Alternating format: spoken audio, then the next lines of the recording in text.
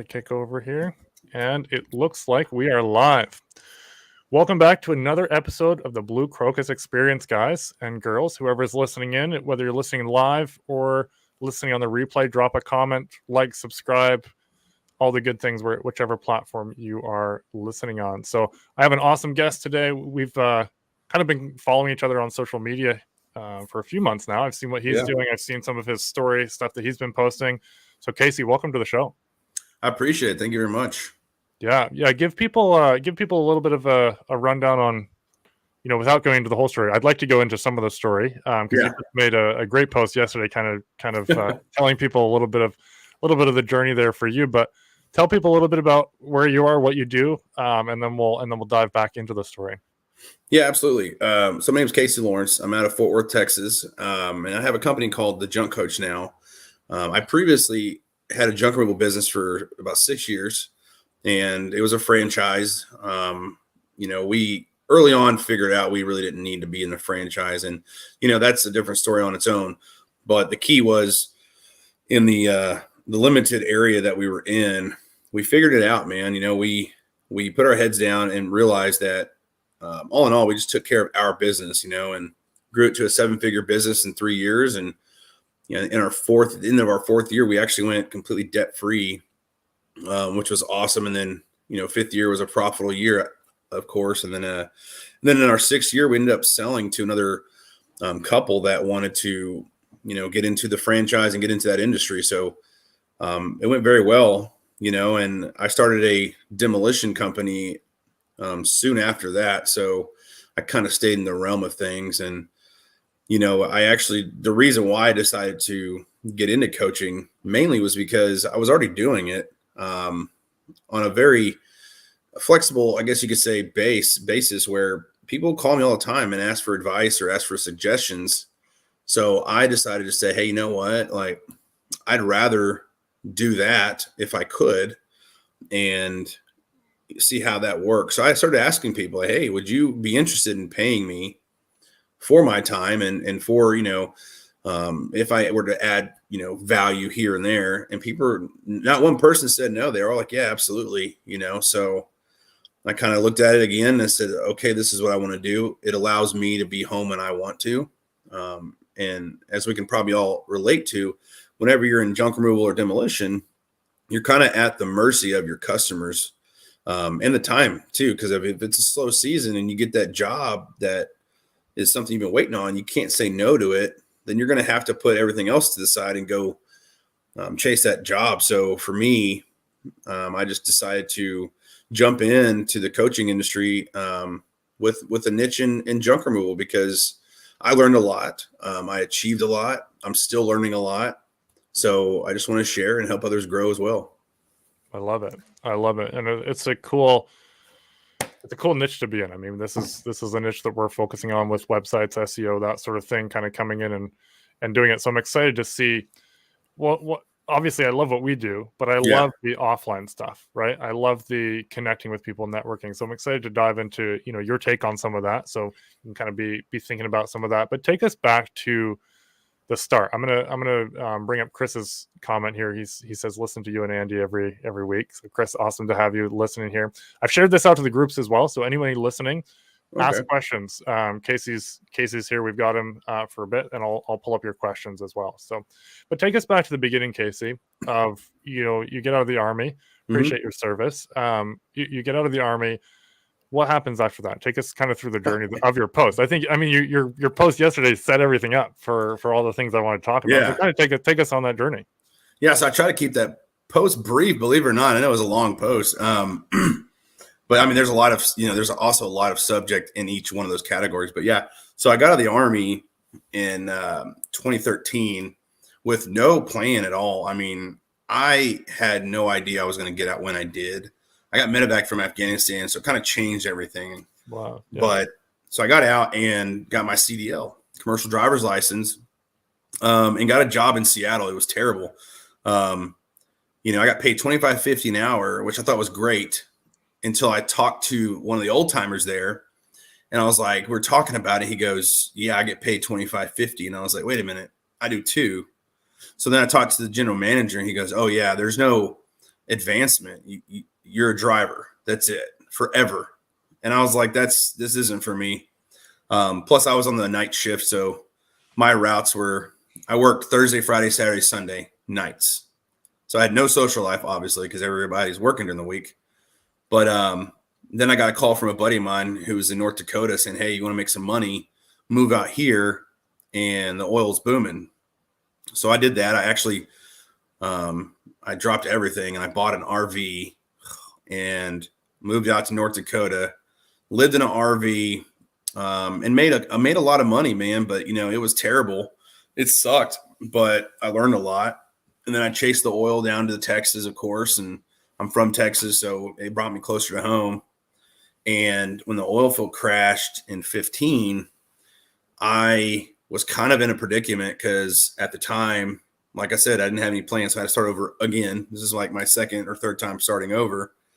And I moved back up to DFW and try to get, my hand in sales. I figured, hey, I can make some money. So I lived in some RV parks. I worked at a car dealership, and I did really good. But the way the pay was structured there, like the salesmen don't make money. It was very rough. What was their thinking behind that? Well, for me, I've always been a people person.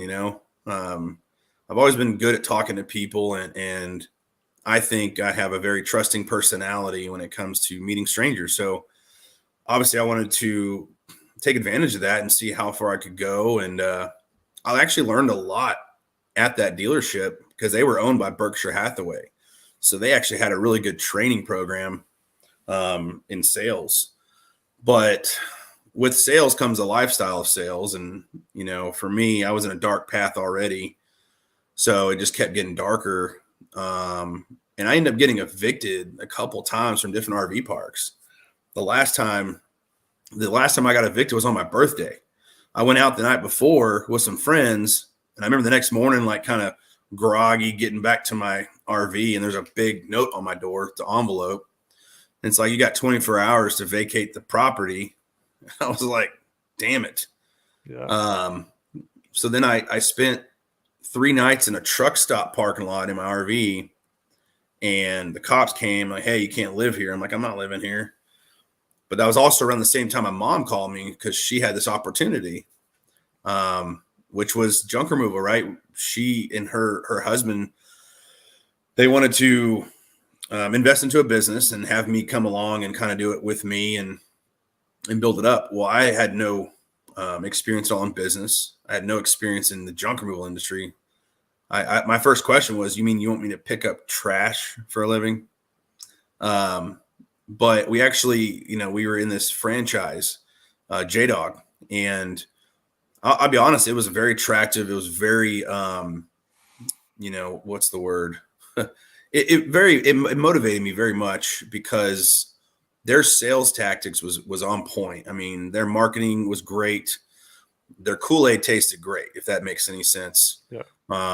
So we signed up, we did the thing, and we started in January 2016. But that meant I had to move in with my mom that I never lived with before across town. So that was an adjustment as well. I was like 25, 26, having to move in with my mom. So I moved in with her, lived with her for 9 months, but we started out of her kitchen, the company, and it kind of just took off, and we realized very early on that the franchise was not the best route in this industry for many reasons. But for the main reason was the model doesn't match every market, and in the Dallas-Fort Worth market, it's completely different than Philadelphia or California. I mean, anywhere. Yeah. I mean, every state, every city has its own market. So we started doing things that best fit our business, and we started getting a lot of flack for it from our franchise. Like, they were like, hey, you can't do it that way. And we're like, why not? Well, because it's not the model. I'm like, but it works. And then after that, it kind of what sorts of things are you open to talk about that? Or? Yeah, absolutely. Yeah, I'm not obligated to anything. I'm not restricted to talk. I can talk anything I want. That was actually one of the main reasons my mom kept me off of the franchise agreement, because we didn't know what the future looked like, right? But so some of the things in the beginning were like a dump trailer, for instance. we were the first ones to get a dump trailer because it suited our business best. Yeah. And they told us not to do that. We also had 3/4 ton pickup diesel trucks. They told us not to do that. What was the thinking behind that? It's because their sales model was to be easy to get into, to qualify anyone with a DD-214. Even if your grandfather died in the Civil War, if you had a DD-214, they're going to let you get in the business. And in their model, it was all you need is a Jeep or a half-ton pickup and a trailer. That was their idea. But whenever you invest into a business, you have to look at, man, does it work for you? And if it doesn't, you have to make sure you stay within the regulations of the franchise, but you have to change some things. They didn't like change. They kept calling it brand integrity, which is fine. So we, as far as like the logos and the wraps and all that stuff, we kept that like it should be, but we changed a couple other aspects. Our marketing, for one, was completely different than everybody else's. I actually posted a picture probably a month or two ago. It was my wife jotted down. She was tracking sales for like a month or something. And there was like 15 or 16 different avenues of marketing that we were getting leads from, like getting actual jobs. Yeah. And for us, it's because when you look at a franchise, you are restricted to an area, right? So if you're out there just marketing everywhere, well, you're not really doing much for your area. So you had to figure out, how do I start from within and then grow out? And that's what we had to do. Yeah, we had to saturate our area. So those are some other things that we had to do on our own, figure out on our own. We also figured out, like, the franchise was give us discounts at dealerships for trucks. And we're like, we don't want that.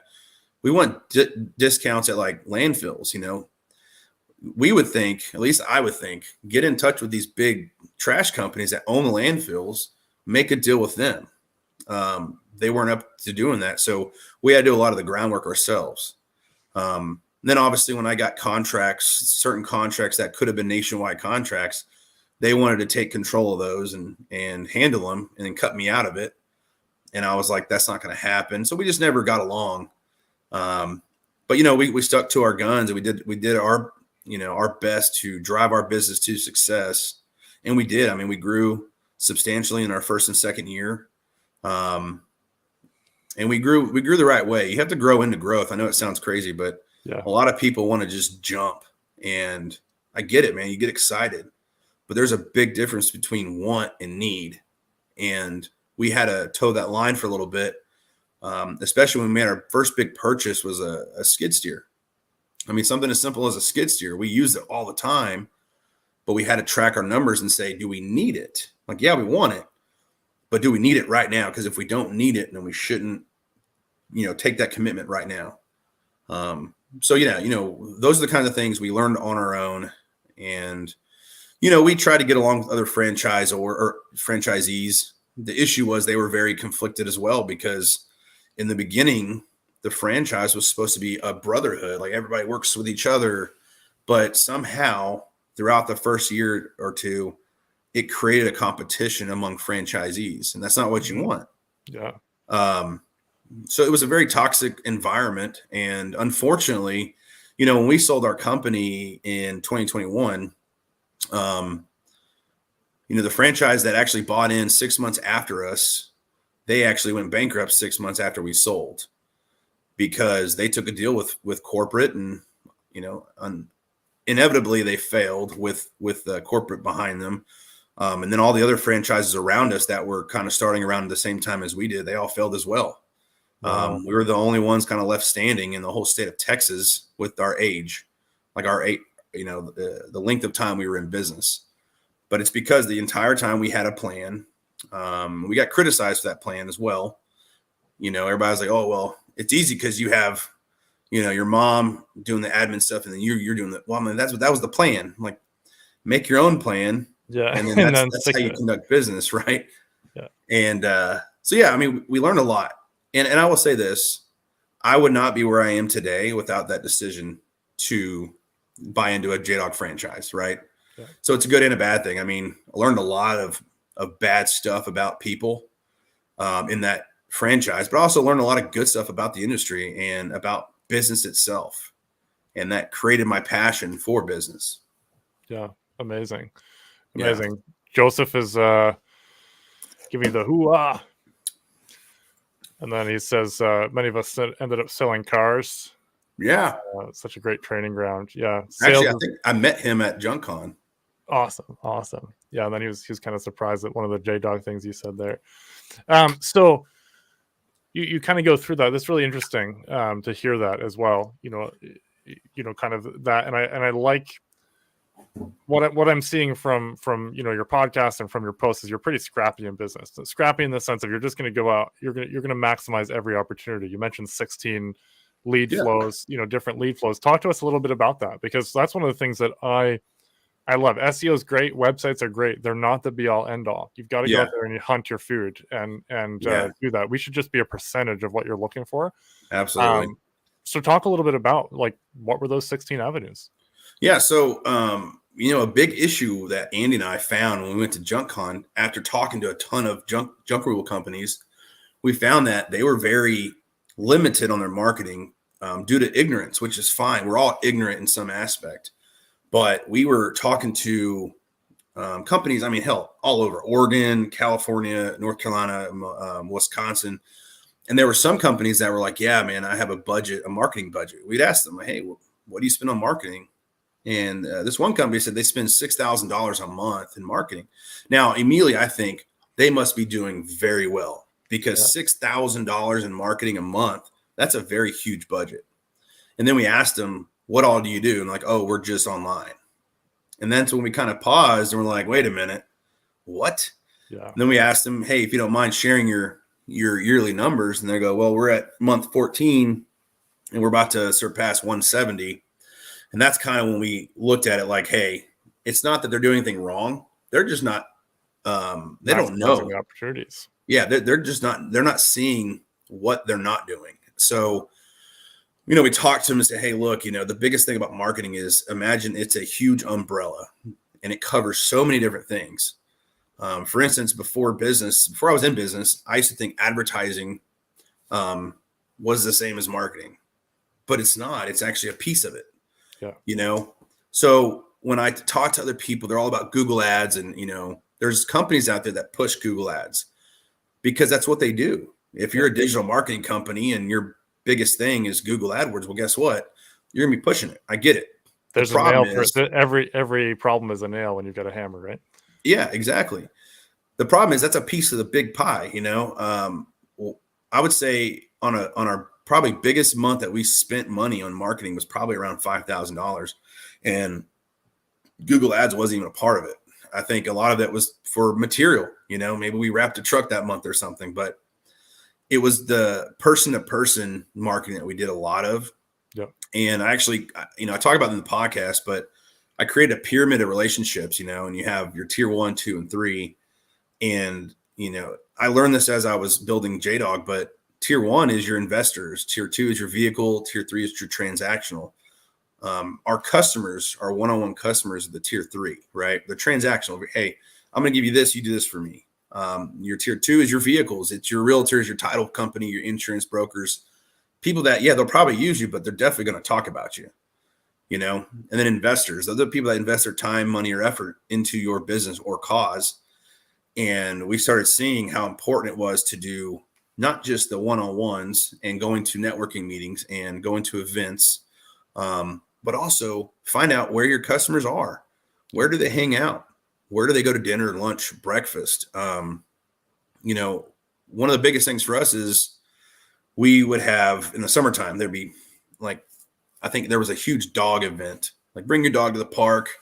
And I forgot what they called it, but that was a very huge opportunity for us because not only did we have a dog on our logo, but we got to get into the community and say, hey, what we did was we got these little poop bag holders. Yep. We just passed them out with our logo on them. Yeah. And we talked, hey, what do you do? Oh, yeah, we're a junk removal company, and it's just plain and simple information, right? You're not selling anybody. You're just informing them of what you're doing. and giving them something they're going to use every time they use it. They're going to think exactly. Yeah. And those are things you have to get creative about. I like to think of marketing as a direct reflection of you in your most creative state, right? So when you're very creative, well, it's going to show in your marketing. And no offense to any digital marketer, but if you're just running Google ads, you're not very creative, man. Not very creative. Yeah. And, majority of the people aren't doing it themselves because they don't know how. I mean, hell, I don't know how to do it like a company could, Yeah. So you have to look at what works for your business in your area. At the same time, it also comes down to, do you even know your area? Just because you can do work everywhere doesn't mean you should. And that's another big issue that I see a lot of. And we were forced to, obviously, to stay within a certain range, but it was actually kind of good because we figured out the best way to grow, like I said before, was from within. And if I'm driving an hour one way to go do a couch removal, I mean, you've lost money on that, right? Yeah. Like, I'm not making any money. By the time my crew gets back, it's like, shit, I just spent more money than we made. So, there's a lot of things that go into that, but it also directly involves marketing. How do I market to my small town and not the big city? Well, if you run Google ads or you do Facebook ads, chances are you're going to be marketing outside of your area. It's just going to happen. People are going to see it that shouldn't see it. People are going to call you, and then you're going to be like, well, I don't service that area. In your mind, you have to look at that as you just spent money for that lead and you didn't get anything for it. Now, I'm not saying it's all bad. Like you said before, it's a small percentage. Yep. So ideally, you want to have online marketing. You want to have physical marketing. Also, for me, yard signs. People think yard signs are crazy. They're dude, they were golden for me. Yeah. Because the numbers made sense. Numbers. Where would you put them? Because that ultimately comes down to the big question everybody has. So think of this. I would see a got junk sign on the highway, just blowing in the wind. You're on the highway, man. No one's gonna, the only thing they have going for them is they're the oldest company with the best name. But it doesn't make sense to put a sign on the highway. So where do you want to put it? You want to put it somewhere where people are going to stop and look at it. Intersections. You want to make a statement. Now, certain places don't allow yard signs, which is totally fine. But what you have to do is find out when you can put signs out, because you'll be surprised that the same cities that don't allow them will allow them on the weekends, as long as you pick them up by Monday morning. And that's how realtors, that's how state representatives, politicians, that's how they get around that, because you'll see yard sales, all of that stuff. Yeah, absolutely. Yeah. I mean, you usually see a trailer with a bunch of signs on it Friday afternoon, and it's going out, stopping, putting signs up. And then Sunday night, it's out there picking them all up. And that's because that's their window. They're going to use it. So you just have to kind of figure out and make phone calls. A lot of people are scared to call and ask questions, and that's one thing I got really good at. Like, I would call anybody, talk to anybody, because I'm not afraid of hearing no. For me, it was like, well, what happens if they say yes? Not what happens if they say no. I don't care if you say no. What happens if you say yes? What can I get from this? So, yeah, marketing as a whole is what really drives this industry.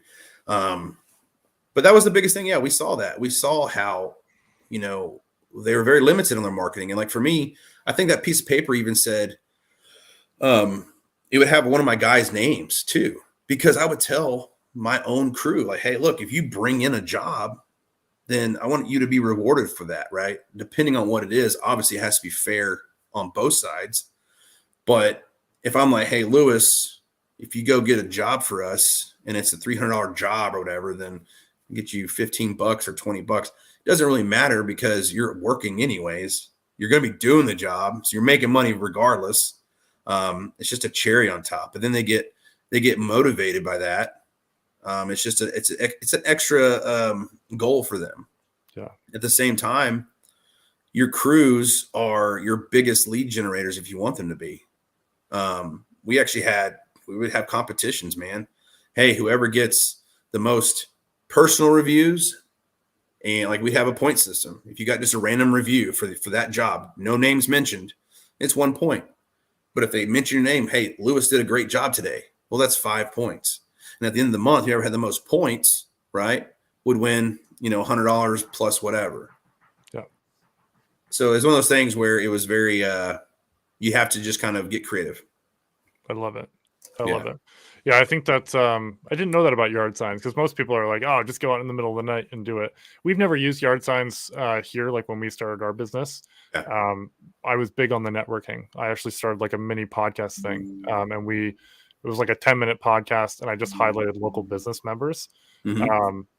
And I was a way to network, right? Same way we're doing, same way, so there's so many different creative ways. What are some of the other couple ways, and then we'll dive into your coaching thing too. Yeah. So another thing that we started doing was everybody listening at least, they have that one client or two that uses them all the time. They're a great client. They're your grade A client. They're up at the top. I would ask them, hey, who else is like you that I could get in touch with, right? Who do you hang out with? Who does what you do that needs my help? And then you have them, go to bat for you, because we had our top 10 clients, customers, and then we would figure out every month, we'd ask ourselves, okay, how do we get more of these? How do we convert number 11 into the top 10? How do we get to the top 10 and get 10 more that are up there with the top 10? So you have to talk to the biggest fan of your business, and that's your customers that keep using you. I never liked discounting before business. I like discounting after. So if you never used me before and you use a coupon, you're immediately going to expect that discount going forward. But if you used me and I was like, hey, Lewis, we really appreciate your business, and even just a simple thank you card or an email, and maybe followed up with a coupon after that, hey, your next job with us is going to be 10% off or something. Well, then now you're going to be like, wow, we appreciate that too. We're going to keep using you. And now we're going to keep telling people about you, because now they're being, what do you call it? They're being rewarded for trusting in your business. So that's a huge marketing play for us. We would tell people all the time, hey, look, if you refer a friend, you get $10 off your next quarter trailer, right? Yeah. And you keep doing those kind of things, keep feeding into your assets, which are your customers. People don't think of customers as your assets, but they're your biggest paying assets. That's all you've got. I mean, it really is. I mean, Texas had a huge freeze last year in the beginning of 21. Huge, shut the state down, right? And for the first time ever, we went an entire week with no business because we couldn't do it. Yeah. But we did 4 jobs. It was me, because I'm not gonna call my guys in when it's icy. But I got a call from a mayor in one of our towns. He was like, hey, I got a buddy of mine. He owns 2 Chick-fil-A's, and they want to open up their kitchens for the people that, have no power or whatever. Yeah. The problem is they have ice and snow all over their parking lots. Can you get to them, and can you plow the snow? Because we have a skid steer. And I was like, damn, yeah, I got to see if I can even get, because I mean, it's ice and snow, man. Like, I got to see if I can even do this. Yeah. But I remember getting to the yard. I called my ops manager, and I was like, hey, Augie, you want to work a little bit today? And he's like, yeah, what do you need? I was like, well, it's not gonna be fun. We're going to be outside in the freezing snow. But we ended up, doing it. And the first Chick-fil-A, a guy came out there and was like, hey, how much are you charging for this job? And I think it was like $800. And he goes, okay, cool. Well, after his next one, can you come do my 2 Chick-fil-A's down the street? And I was like, yeah, it'd probably be tomorrow, the next day. So we did 4 Chick-fil-A, snow jobs. I mean, 800 times 4 for the week when it could have been 0. But it was because the mayor knew who I was. How did he know? That was going to be my question. How did he know who you were? Through networking, man. Yeah. And our second year, we had a huge hurricane hit Houston. And throughout the relief, we were going down there. I actually got in touch with NASCAR out of Charlotte. I was like, hey, how can we help y'all, with donations? So then they got me in touch with Texas Motor Speedway, which is in our backyard. Well, the children's charity's founder, president, is the mayor of Roanoke. So I happened to talk with him, and then they actually hired us to drive a semi truck, because 2 of us had our CDLs. And he's like, y'all are taking donations down every rotation. Can you take this tractor trailer down? We're like, shit, sure, but we need a tractor, like we don't have a truck that can pull that. So we ended up renting a semi and we towed that trailer down to Houston, and that kind of created that relationship with Texas Motor Speedway, but also with the mayor and the charity organization as well. Why do you reach out to NASCAR? Because this is the stuff that this is probably my favorite part of business, is this off the beaten path marketing. It's like everybody has an X factor in their market that they could tap into. Yeah, SEO is great. Yeah, website great. Yeah, Google Ads can be great, and you can get great ROI. But if you're making these connections, I'm excited to learn why you reached out to NASCAR. But making these connections, no one else is doing this, and so you cannot be beat if you do this. No, so the best kind of connection is personal, right? Picking up the phone and talking to someone else, it beats everything else. Yeah. So I saw I think it was a commercial for that NASCAR was putting a drive together for Houston. And Texas Motor Speedway, like I said, it's in our backyard. I mean, it's right there. Now, obviously, being a franchise, I couldn't partner with a brand like NASCAR without franchise approval. So I said, okay, well, what can I do? And how can I not just get our name out, but also do as much for the victims of Hurricane Harvey that could also help us at the same time? Yeah. So I reached out to them. I sent NASCAR an email, and obviously one of their admin people replied, but then they connected me with the right person at Texas Motor Speedway, and that kind of daisy chained.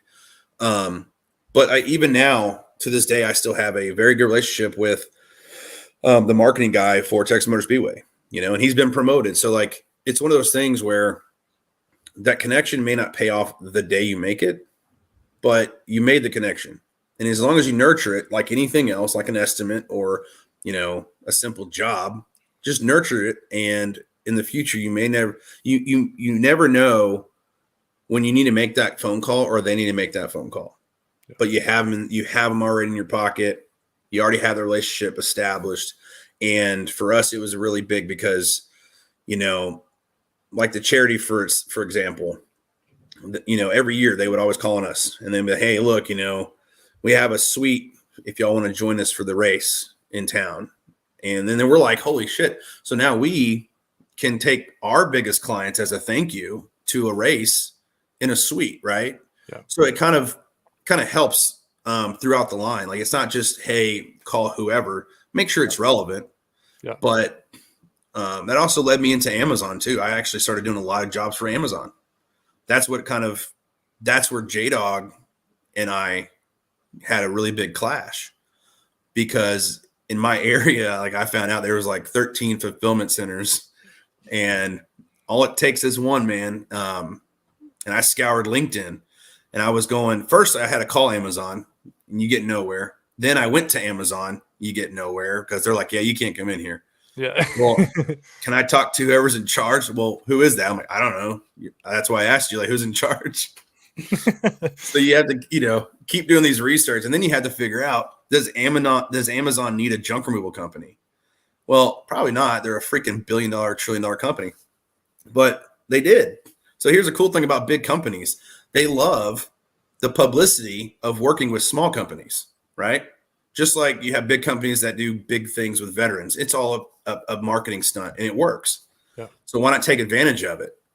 So I had to track down who was in charge of that aspect of the warehouses, and it was a procurement manager. So I went to LinkedIn, Amazon procurement in DFW, and I would find these people and I would shoot them a message and tell them who I was, what I was doing. I'd love to have, I'd love to meet for coffee or something, right? Just to see if we could even work together. And then this one guy reached out. He's like, hey, man, I'm an Army vet too.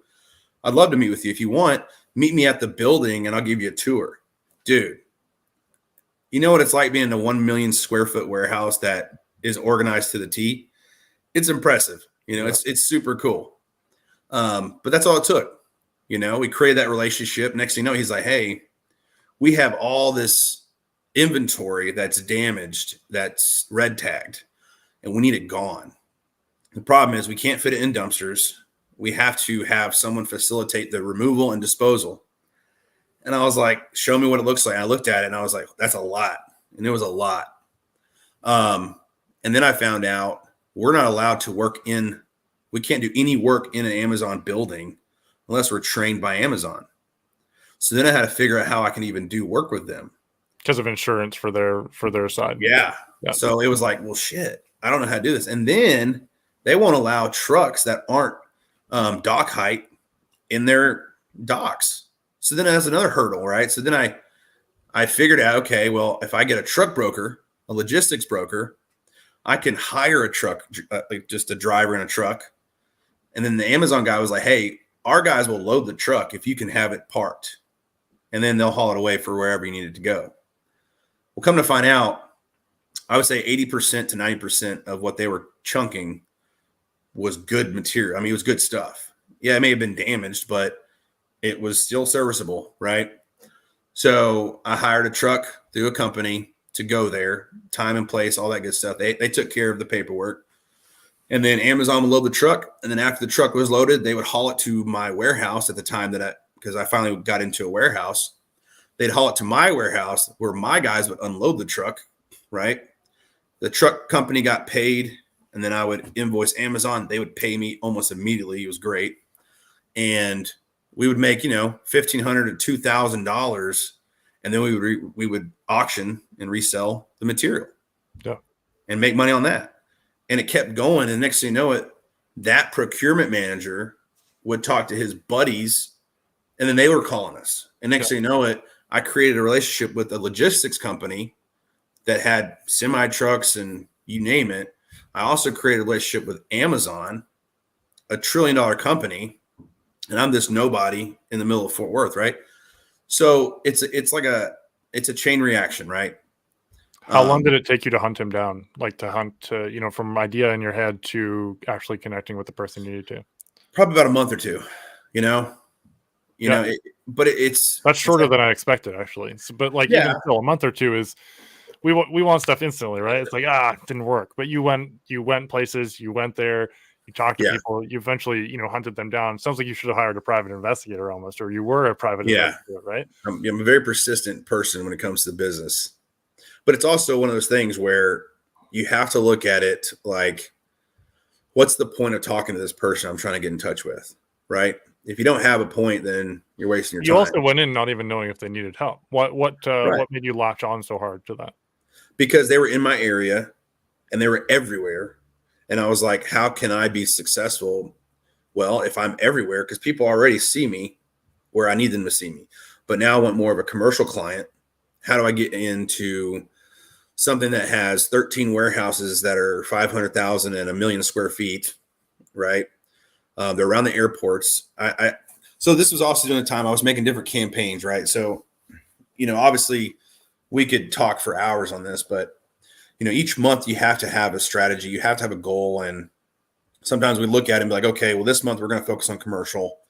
I'm going to try to get 5 new commercial clients, or I'm going to talk to 20 new people. I had to at least send 20 new emails, talk to 20 new people on the phone. And that was kind of part of it. And where we are, we're smack dab in the middle of 2 airports. We have DFW International, then we have Alliance. Well, Alliance is a huge commercial airport, but it's all for transport, right? FedEx has a headquarters there. Mercedes has a headquarters there. Amazon, you name it. So how do you market to those kind of, businesses? Well, first, just go in and talk to somebody, man. Like the worst case scenario, they're going to say no. Cool. So that's kind of how it went. You just kept going. But then it also led to, you'd have all these warehouses. Oh, sorry, hit my computer. But then you'd have warehouses on the airstrip that were full of just old crap that these big companies like American Airlines, whenever they take something out of service, they just store it for the time being, and it builds up, and then they forget about it until junk removal guy comes around and it's like, hey, this is what I do. And like, you know what? We have a warehouse full of old airplane fuselage parts or whatever, or seats or luggage carriers. We need them gone. Is that something you do? Yep, it's something we do. So that happen? Oh yeah. That's awesome. That's awesome. Yeah, and that's the thing, is the luggage carriers was something that I never thought about until they brought it up, and I was like, it makes sense. Imagine the beating those things take on a day-to-day basis, Yeah. and then multiply that by years. Next thing you know, what do they do with them? They're made out of aluminum. So not only can I meet their low budget, but now I can actually recycle these things, make some money on the back end as well, while creating a good contact with a big company. Solid contact. Yeah. Yeah. Yeah. This is we're going to run out of time here, man. This is awesome. I was excited to jump on because I think that's the hardest. So let's dive into your coaching side a little bit. Yeah.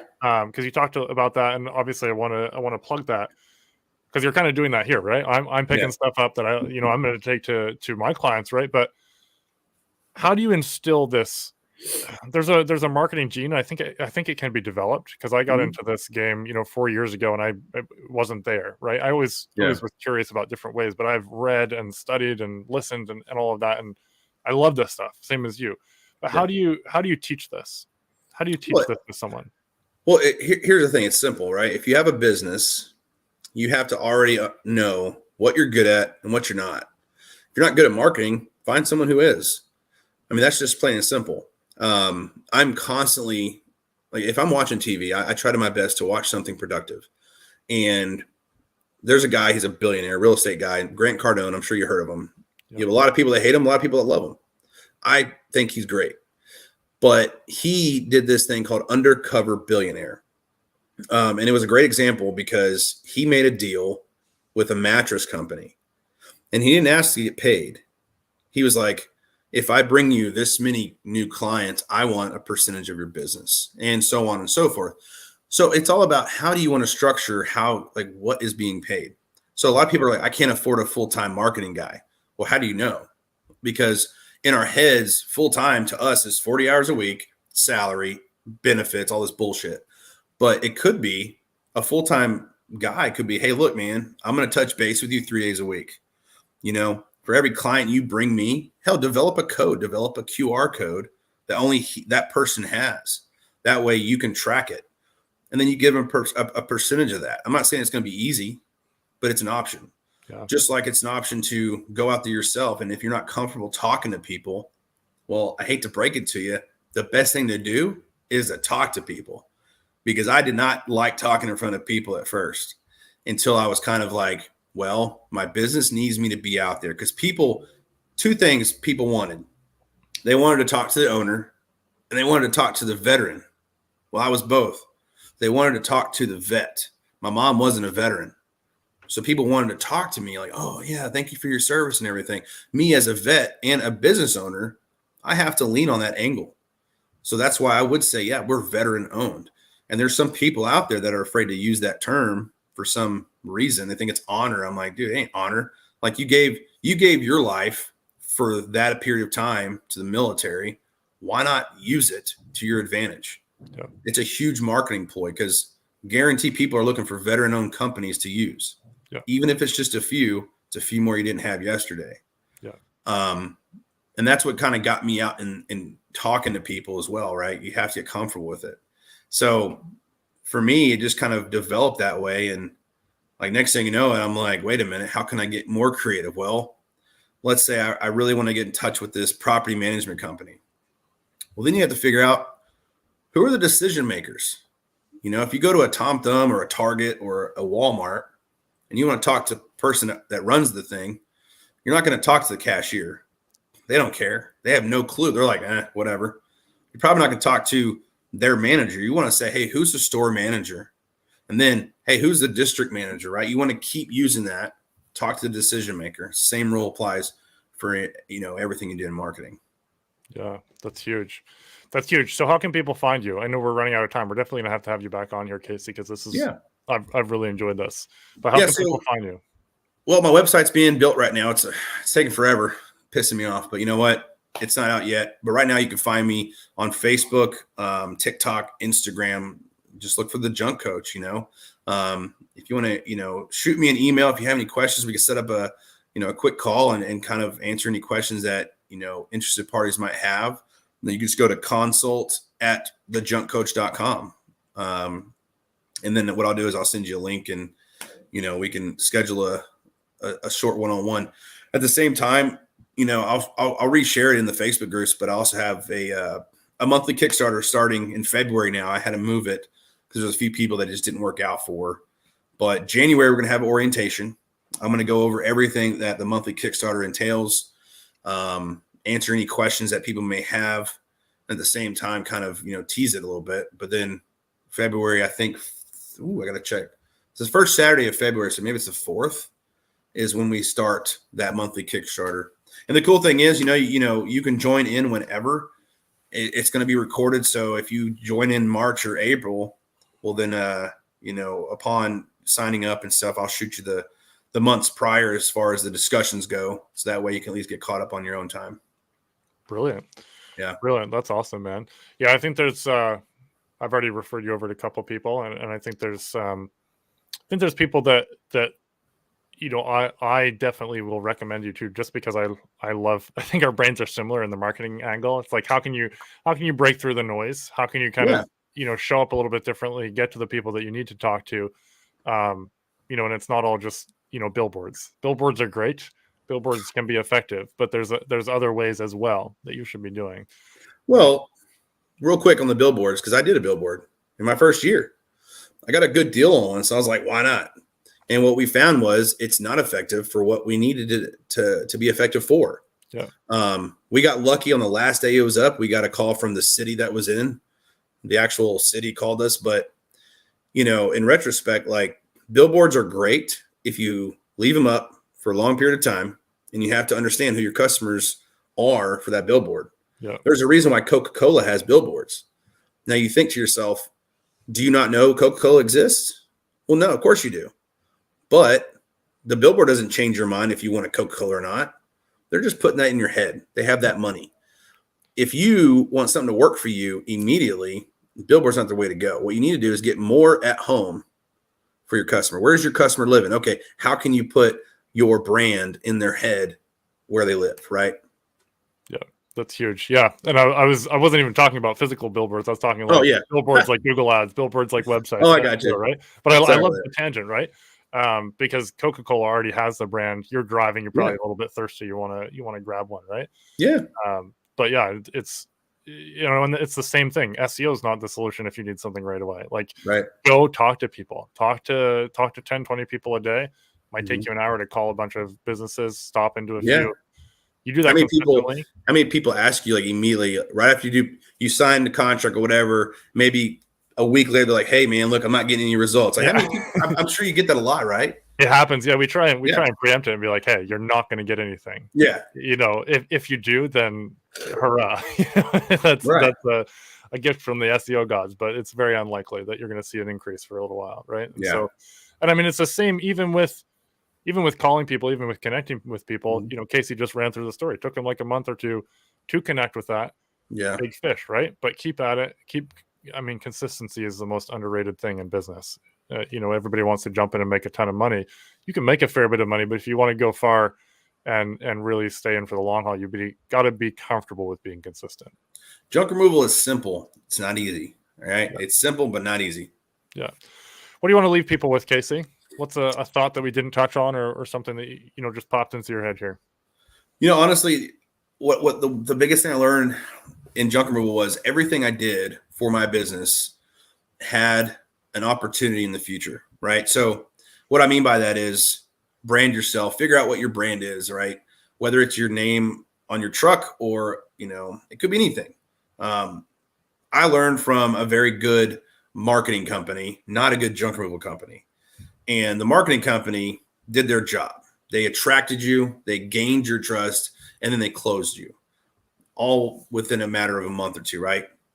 So what I would say is everything you do now, it will reflect in the future on your business. So if you're out there making a fuss over some bullshit, well, it's going to come back. Just like if you're out there guiding others and meeting with others and just collaborating, well, in the future, I promise you will pan out, because we're all in the same game, right? There's just different ways of doing it.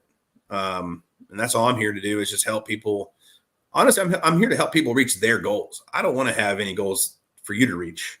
You tell me your goals, and I'm going to see how I can help you best meet them. I love it. I think that's a solid way to end off. Casey, been a pleasure. Absolute great conversation here. I know people enjoyed it. So looking I forward to having you on appreciate this. again. Yeah, I appreciate it. I would love to be on again. You just let me know. Sounds good, my man. Stick around for a second. We'll end the broadcast and then we'll just chat before we wrap up. Sounds good. All right. Talk to you soon, guys. Follow Casey, find out what he's doing, and share out the podcast if you found this useful.